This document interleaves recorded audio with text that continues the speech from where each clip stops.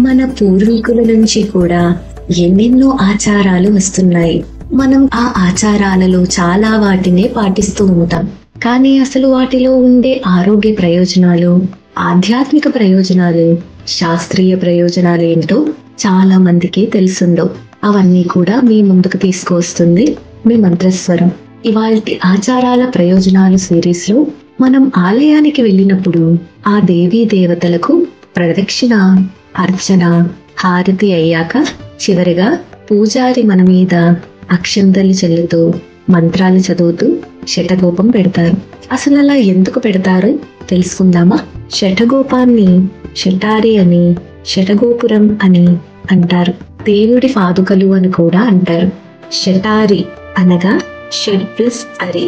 Shut అంటే ఒక అర్థం 6 అని, ఇంకొక అర్థం శత్రువులు అని. మనకుండే అరిషట్ వర్గాలు అంటే మనలో శత్రువులు అన్నమాట.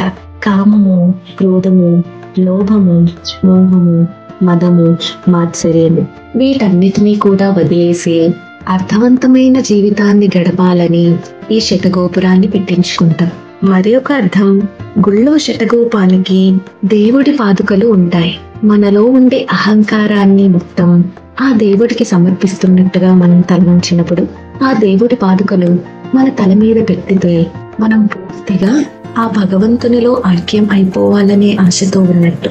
ఇందులో ఉండే శాస్త్రీయ కోణం ఏంటంటే, శటగోపాన్ని మామూలుగా రాగి కానీ, కంచు కానీ, వెండి కానీ ఇలాంటి ధాతువులతో తయారు చేస్తారు.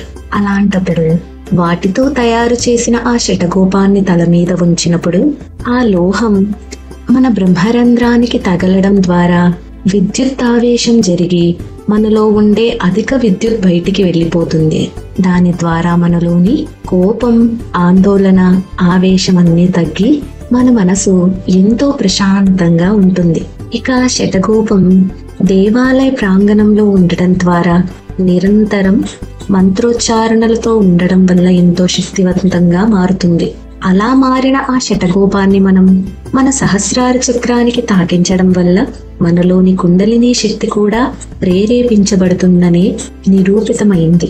కాబట్టి ఈసారి మీరు ఆలయానికి వెళ్ళినప్పుడు శటగోపాన్ని తప్పక పెట్టించుకుని మన ఆచారాలని మీరు పాటించి మీ పక్కనున్న వారికి కూడా వాటిలో ఉండే మహత్యాన్ని తెలుపుతారని మంత్రస్వరం కోరుకుంటుంది.